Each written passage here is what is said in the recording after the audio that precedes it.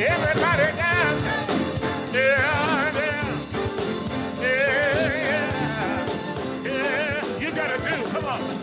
You got to do when the Spirit says do. You got to do when the Spirit says do. When the Spirit says do, you got to do, oh Lord. You got to do when the Spirit says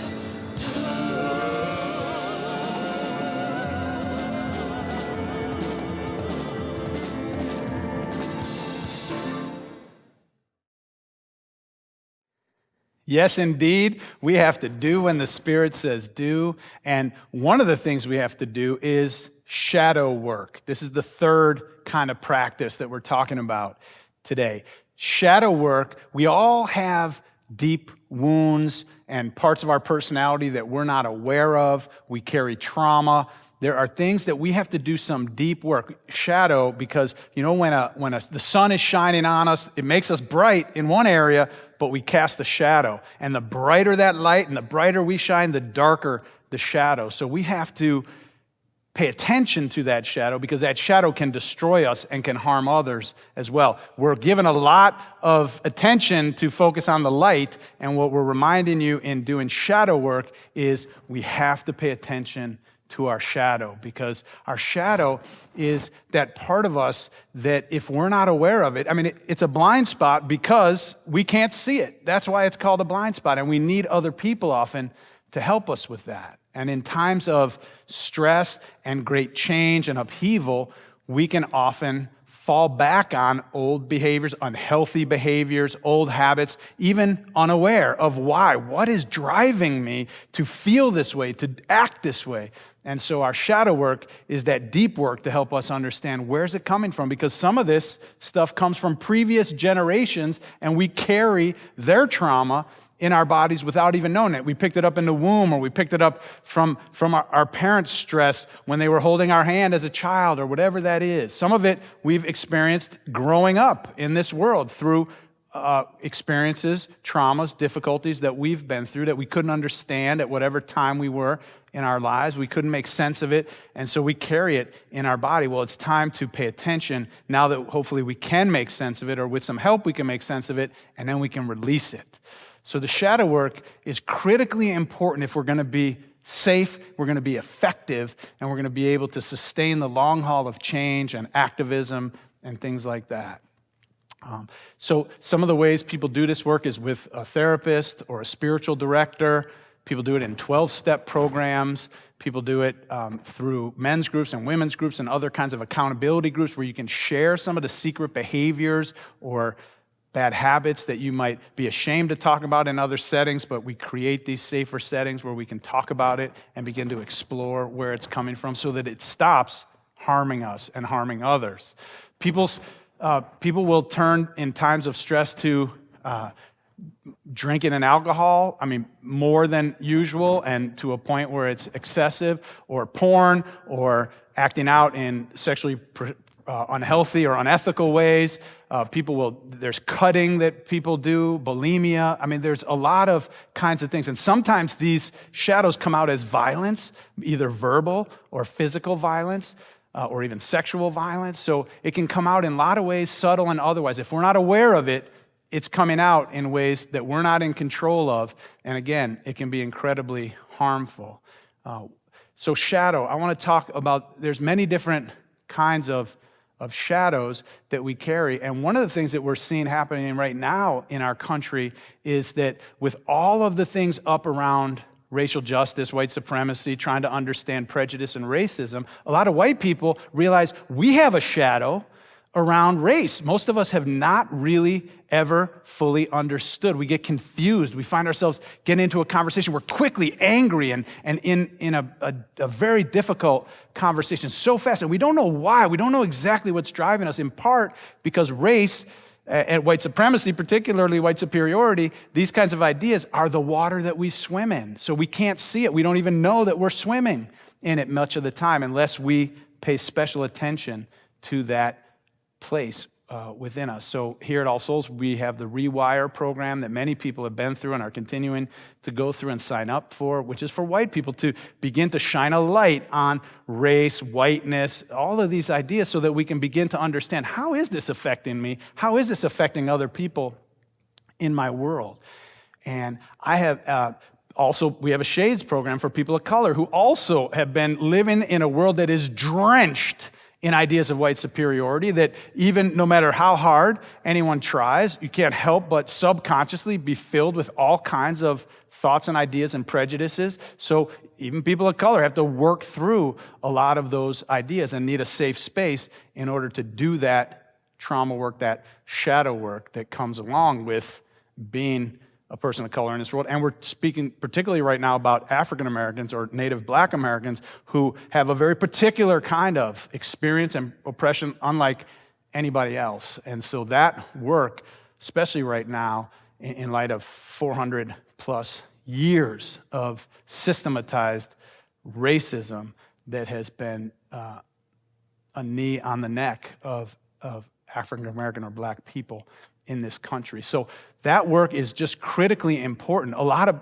African Americans have talked to me about how often they're realizing how much they have swallowed over the years just in order to survive in this culture and in this society at this time. One time I was at a coffee shop with an elderly Black woman who, very dignified professional woman who I was sitting down, had coffee with. When we got up and it was over, we were walking out, and a little white girl, 7 years old, maybe 8, crumpled up a piece of paper. It was the paper from her straw, crumpled up and threw it at this woman who I was walking with. Now, what little kid throws something at an elderly person? I mean, it doesn't happen, and especially in a public place. So, and she was the only African American in this coffee shop. So you couldn't help but think this was coming from some prejudice that she probably wasn't born with, but was taught and learned.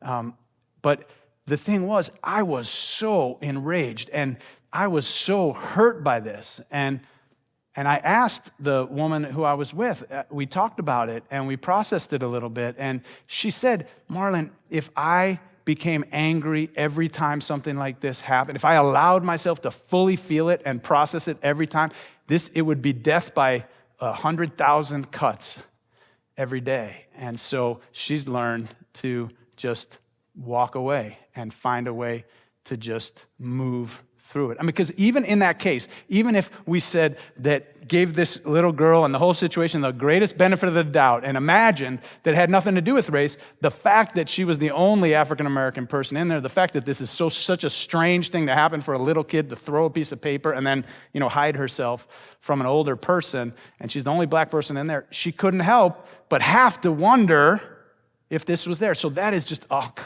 ton of stress that somebody in her life has had. Doesn't matter how accomplished she's been, how professional, how well-dressed and beautiful and dignified, brilliant person she is, this 8-year-old girl throwing a piece of paper at her. Who knows what's behind that in her thoughts? But what I realized in that moment, I couldn't let it go because it's not something I experienced, so I experienced it with her, and I just realized what it must be like. So that work for people of color, African Americans and otherwise, in this community, to have to realize how much has been swallowed, what kind of patterns have we come up with in order to survive in this culture, which is so steeped in racism and white supremacy.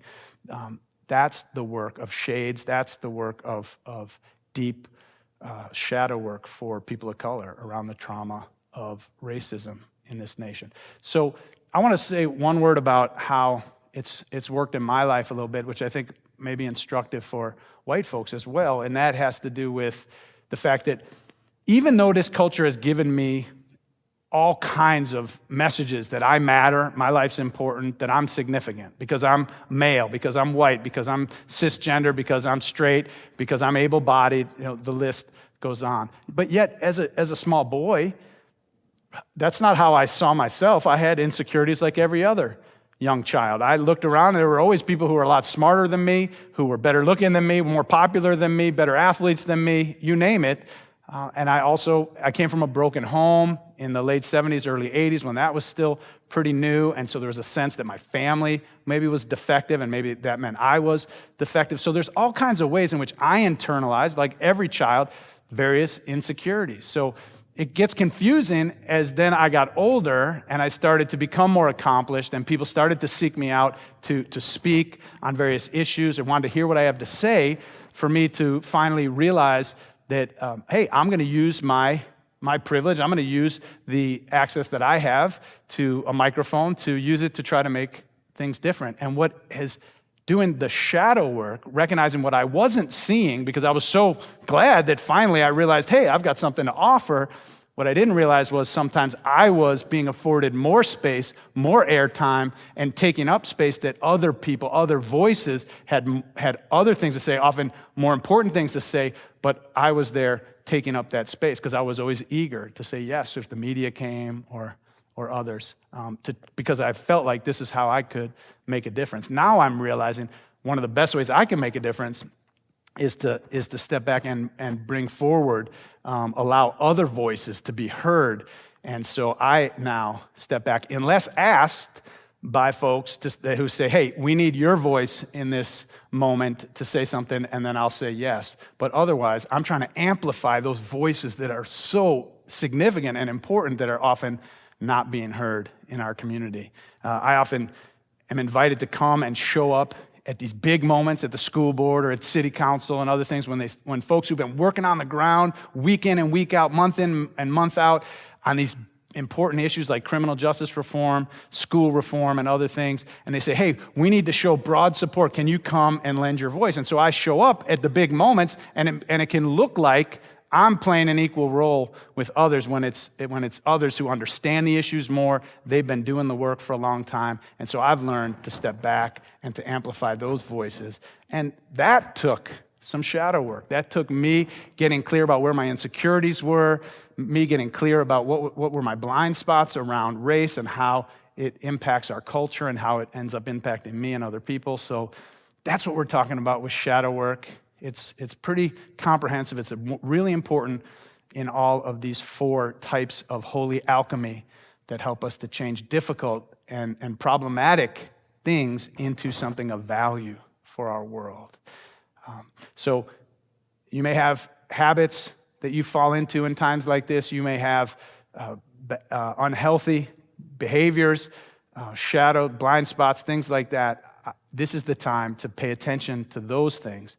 And one of the ways that we do that is through prayer, some of us through prayer. And prayer is a great practice for many of us when we are going through a difficult time. Prayers of confession, of forgiveness, of petition, whatever it is, prayer can be a wonderful and healing way to move through and to sustain us through some of this shadow work and some of this change. So at this time, I'd like to invite Pastor David Smith to come forward and share a prayer with us and lead us in this prayer.